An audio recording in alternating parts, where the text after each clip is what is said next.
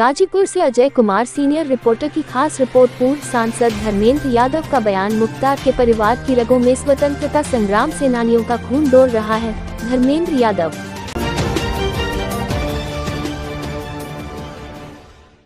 खबर गाजीपुर से है, जहां मुख्तार के घर शोक संवेदना प्रकट करने पहुंचे पूर्व सांसद धर्मेंद्र यादव ने बयान देते हुए कहा कि हमने कल्पना नहीं की थी कि ऐसे माहौल में गाजीपुर आना पड़ेगा। हमने कभी कल्पना नहीं की थी कि देश में ऐसा शासन होगा। धर्मेंद्र यादव ने कहा कि मुख्तार के निधन से कई सवाल खड़े हुए हैं। परिवार के लोग लगातार आशंका जता रहे थे कि वो जेल में सुरक्षित नहीं है। धर्मेंद्र ने कहा कि सपा पूरी तरह मुख्तार के परिवार के साथ खड़ी है। यूपी में न्यायिक अभिरक्षा में लगातार ऐसी घटनाएं हो रही है। लगातार न्यायिक अभिरक्षा में सुनियोजित संस्थागत हत्याएं हो रही हैं।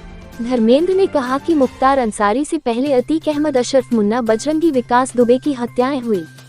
धर्मेंद्र ने कहा कि मेरी मांग है कि इस मामले में सुप्रीम कोर्ट सुओ मोटो ले और इस मामले में हाई कोर्ट के वर्तमान जज से जांच कराई जाए। धर्मेंद्र ने कहा कि मुख्तार के परिवार की रगों में स्वतंत्रता संग्राम सेनानियों का खून दौड़ रहा है। ओवैसी पल्लवी पटेल के गठबंधन पर बोलते हुए धर्मेंद्र यादव ने कहा कि चुनाव के समय बहुत से गठबंधन बनते बिगड़ते हैं। पल्लवी पटेल आज भी सपा की विधायक हैं। इंडिया गठबंधन पर बोलते हुए धर्मेंद्र यादव ने कहा कि यूपी में अखिलेश इंडिया गठबंधन के खेवनहार हैं। यूपी राहुल और अखिलेश का मान सम्मान बढ़ाएगा। धर्मेंद्र यादव गाजीपुर के मोहम्मदाबाद स्थित मुख्तार के घर पहुंचे थे, जहां उन्होंने परिजनों से मुलाकात कर शोक व्यक्त किया। वो कब्रिस्तान भी पहुंचे और मुख्तार की कब्र पर फूल चढ़ाकर श्रद्धांजलि दी। गाजीपुर क्या पूरे देश के लोग जानते हैं गाजीपुर क्यों आना पड़ा,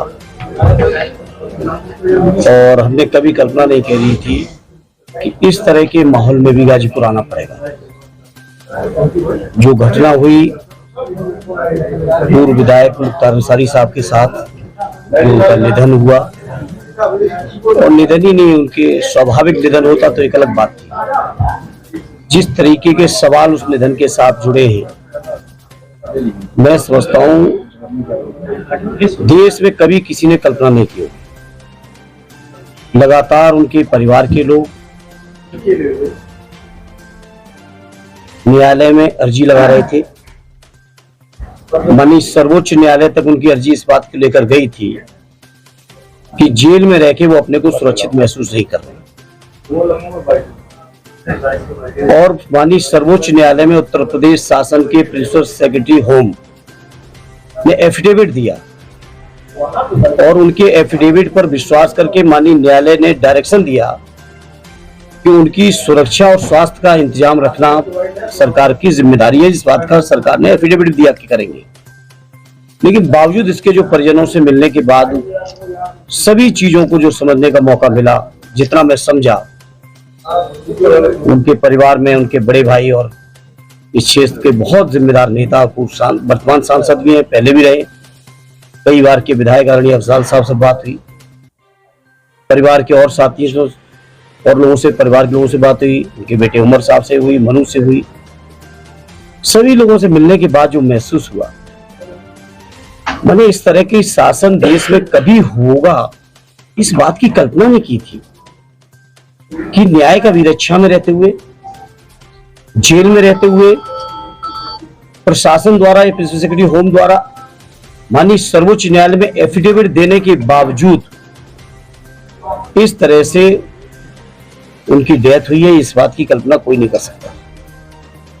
और जैसा कि घटना दर घटना है, मैं सोचता हूं आप सब गाजीपुर के जिम्मेदार साथी हैं, प्रतिनिधि हैं, आप लोगों को मुझसे बेहतर पता होगा। मुझसे भी बहुत सारी चीजें, मैं तो कुछ समय उन लोगों के बीच बिताया तो कुछ बातों को जानकारी मिली। आप लोग लगातार उनके बीच रहे होंगे, गाजीपुर के लोगों के बीच रहे, बात की होगी आपने, मुझसे बेहतर आपको पता हुआ इस बात को, कैसे कैसे घटनाएं हुई। 19 तारीख को से लगातार शंका इस बात की चल रही थी, जो चर्चा है, और 25 तारीख तक अस्पताल नहीं भेजा गया।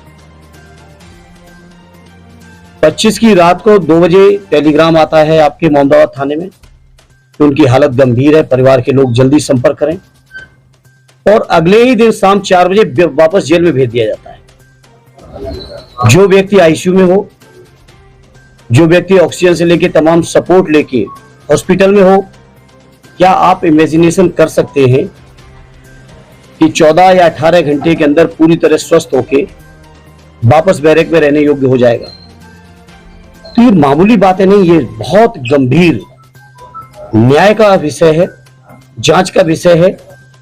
और मेरी साफ मांग है माननीय सर्वोच्च न्यायालय को इसमें सो मोटो लेना चाहिए और कम से कम माननीय उच्च न्यायालय के सिटिंग न्यायाधीश के स्तर से पूरे मामले की, पूरे प्रकरण की जांच होनी चाहिए और जो दोषी लोग हैं उन पर कठोरतम कार्रवाई होनी चाहिए। क्योंकि इस तरह संस्थागत और ना इस तरीके से न्याय का विरक्षा में रहते हुए प्रदेश में घटनाएं जो हुई हैं, एक अभी केवल मुख्तार जी की ही नहीं हुई है, उससे पहले अतीक अहमद साहब की हुई, उनके भाई अशरफ की हुई, उससे पहले विकास दुबे की हुई, उससे पहले मुन्ना बजरंगी की हुई। लगातार न्याय का विरक्षा में रहते हुए लोगों की जो सुनियोजित और संस्थागत हत्याएं हो रही हैं, ये देश और प्रदेश के लिए बहुत गंभीर चिंता का विषय है। और गाजीपुर के लोगों, आप लोग बहुत जागरूक लोग हैं और मैं समझता हूं वैचारिक चीजों की वानगी है गाजीपुर, ये पूर्वांचल की धरती। आज आप लोगों इन मुद्दों को बहुत गंभीरता से, बिना राग द्वेष के, बिना पक्षपात से, सच्चाई के साथ उठाना चाहिए। मैं आप सबसे अपील करूंगा। प्रथम दृष्टया क्या लगता है मुख्तार अंसारी वाले मामले में? देखिए, मैं जो परिवार के लोगों ने बताया वो मैं आपको बता चुका हूँ। आज आप गए थे अंसारी साहब के घर, क्या बताया लोगों ने? मैंने यही तो बताया, मैंने आदरणीय अफजाल अंसारी साहब को कोट किया आपके सामने। और ये घटनाएं जो मैं आज आपको बता रहा हूँ, ये सारी घटनाएं उन्हीं की जुबान से मैं सुनने के बाद आप सबके बीच अपनी बात को रख रहा हूँ। परिवार के लोगों को पूरी की पूरी शंका है कि उनकी ये स्वाभाविक मृत्यु नहीं है। जिस बीमारी का हवाला दिया जा रहा है वो बीमारी स्वाभाविक नहीं है। वो इस बात की शंका जाहिर कर रहे हैं, हो सकता है ऐसी परिस्थितियां पैदा की हों कि कहीं ना कहीं ये बीमारी बढ़ी हो। लेकिन जहां माननीय न्यायालय में एफिडेविट दे रखा हो प्रिंसिपल सेक्रेटरी होम द्वारा,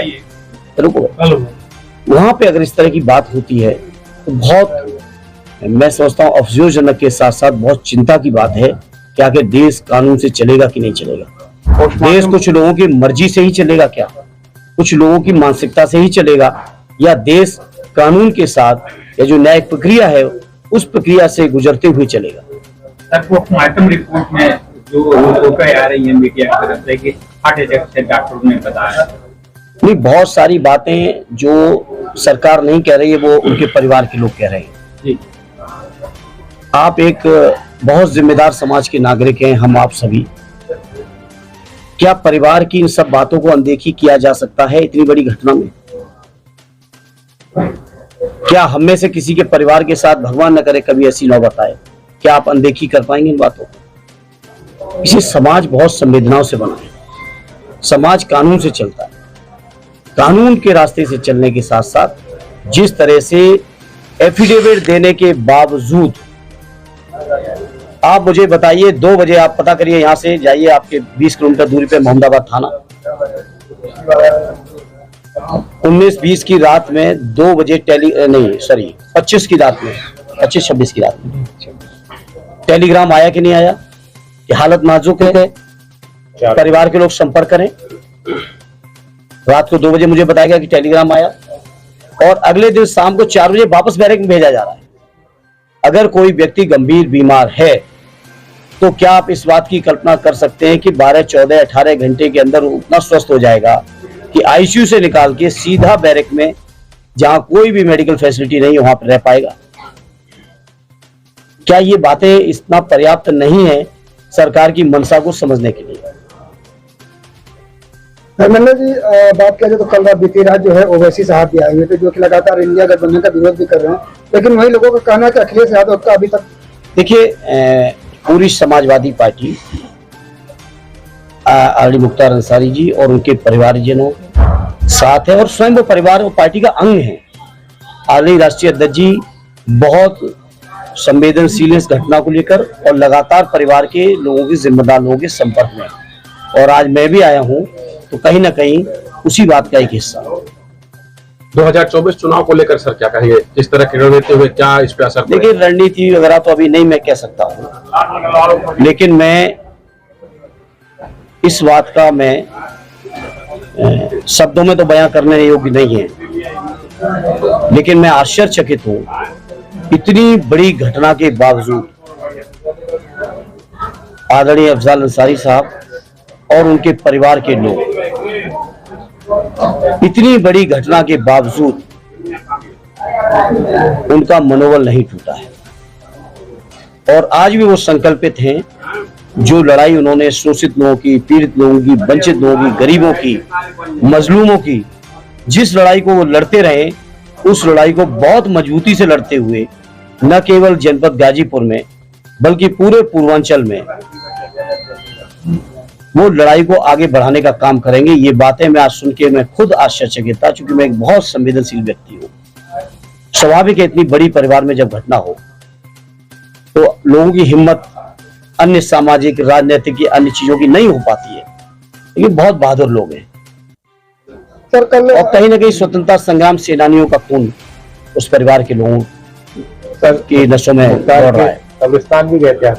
जी बिल्कुल, बिल्कुल गए थे। कल तो पल्लवी पटेल और ओवैसी ने जो तीसरा मोर्चा बनाया है पीडीएम, हमें कोई फर्क नहीं पड़ता इन बातों से कि कौन क्या कर रहा है। मैं आज संवेदना देने आया हूँ गाजीपुर में, कोई राजनीति करने नहीं आया हूँ। बाकी सवाल ये है कौन क्या कर रहा है, कौन कैसे करेंगे, इन बातों में मैं नहीं जाना चाहता हूँ। बाकी जब चुनाव आता है तो जाने कितने गठबंधन बनते हैं, जाने कितने बिगड़ते हैं, आप भी जानते हो, कोई नई बात नहीं है। पल्लवी पटेल जी आज भी समाजवादी पार्टी की सिंबल की विधायक है, टेक्निकली वो आज भी साइकिल के निशान पर समाजवादी पार्टी की ही विधायक है। वो अलग बात है, वो अपना एक दल चलाती है स्वतंत्र तौर पर। पोस्टमार्टम रिपोर्ट में कार्डियक अरेस्ट है, उसके बाद से जांच टीम बना दी गई है और 1 महीने में रिपोर्ट सौंपने का गया। देखिए, वो कहा गया है लीपापोती बहुत होती है, लीपापोती बहुत होती है। विकास दुबे की घटना की क्या कोई रिपोर्ट आई आज तक? अतीक अहमद जी की घटना की मीडिया के समक्ष लाइव हत्या हुई, क्या कोई रिपोर्ट आई आज तक? तो ये बातें नहीं है। हम लोगों समाजवादियों को भरोसा न्यायालय पर है, माननीय सर्वोच्च न्यायालय पे है, माननीय उच्च न्यायालय पे है। ये जो कमेटियां बनाई जाती हैं, इन कमेटियों की कितनी जिम्मेदारी है या कितनी गंभीरता है वो आप सब जानते हो। सरकार की जांच पर भरोसा होगा? कतई नहीं होगा। जब सरकार ही कटघरे में है, सरकार के अधीन रहते ही इतनी बड़ी घटना हुई, सरकार के अधीन रहते ही अगर वो गंभीर बीमारी में थे तो 18 घंटे भी नहीं लगे, वापस बैरक में भेजे गए। क्या सरकार के सामने दिक्कत थी अगर इलाज को, ट्रीटमेंट को कंटिन्यू करते? आईसीयू के बाद जनरली आदमी प्राइवेट वार्ड में या जनरल वार्ड में लाया जाता है, उसके बाद डिस्चार्ज होता है। क्या समाजवादी पार्टी उच्च स्तरीय जांच की मांग कर? बिल्कुल कर रही है मांग, समाजवादी पार्टी पहले दिन से मांग कर रही है। आप क्या फॉलो नहीं कर रहे हैं पार्टी को? हाँ, पहले दिन से मांग कर रही है। धर्मेंद्र जी, कल अफजाल जी ने बयान देते हुए कहा है कि लोग कह रहे हैं कि मुख्तार की कहानी का द एंड है, लेकिन कहानी अब शुरू होगी। देखिए, मैंने आपसे कहा वो आप किस चीज को किस रूप में ले रहे हो। मैंने आपसे कहा कि मैं उनकी इस बात की हिम्मत की, मैं छोटा हूं उम्र में, मैं सराहना किस शब्दों में करूं, लेकिन बड़ी चीज थी। इतनी बड़ी घटना के बावजूद वो परिवार हिम्मत नहीं आ रहा है। आखिर उन्होंने लोगों की सेवा न की होती तो उनके जनाजे में हम तो नहीं थे मौजूद, आप ही सब ने दिखाया, लाखों लोग कैसे मौजूद होते हैं। आखिर कहीं ना कहीं लोगों का, गरीबों का, मजलूमों का विश्वास, यकीन, भरोसा उनके और उनके परिवार के ऊपर। इन विषम परिस्थितियों में पूर्वांचल में क्या स्थिति बनेगी लोकसभा चुनाव में? पूर्वांचल की जनता बहुत जागरूक है राजनीति के मामले में, बहुत समझदार, जिम्मेदार और देश की राजनीति को दिशा देने वाले लोग हैं।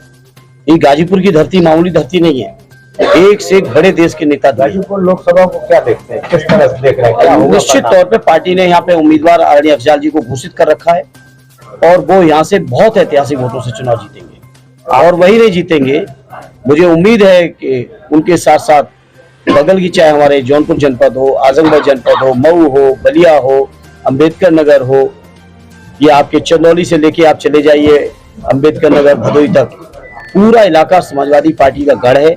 विधानसभा में इस बात को साबित हुआ है और लोकसभा के चुनाव में भी ऐतिहासिक परिणाम आएंगे। आपके सामने निरहुआ फिर है, क्या लगता है इस बार? कोई बात नहीं, कोई तो होता, कोई नई बात थोड़ी है। क्या बीजेपी का कैंडिडेट नहीं होता कोई? निरहुआ है, अच्छी बात है, अच्छा है। उनको भी काम करने का लोगों ने मौका दिया और काम का समीक्षा का भी लोगों को मौका मिल रहा है। अगर कैंडिडेट हट जाते तो शायद समीक्षा का मौका ना होता। वो दम भर रहे हैं कि पिछली बार से ऐतिहासिक जीत होगी, आप क्या बता रहे हैं? नहीं नहीं, हम लोग इसमें के नहीं दम भरने वाले।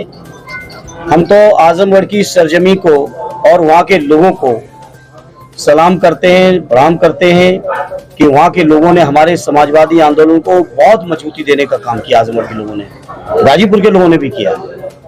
और आजमगढ़ जैसी शानदार सरजमी जहाँ से सदैव नेताजी स्वयं सांसद रहे, आदरणीय अखिलेश यादव जी सांसद रहे हो, उन लोगों से पहले हमारे बड़े नेताओं से भी पहले स्वर्गीय चंद्रजीत जी, स्वर्गीय राम नरेश जी वहाँ से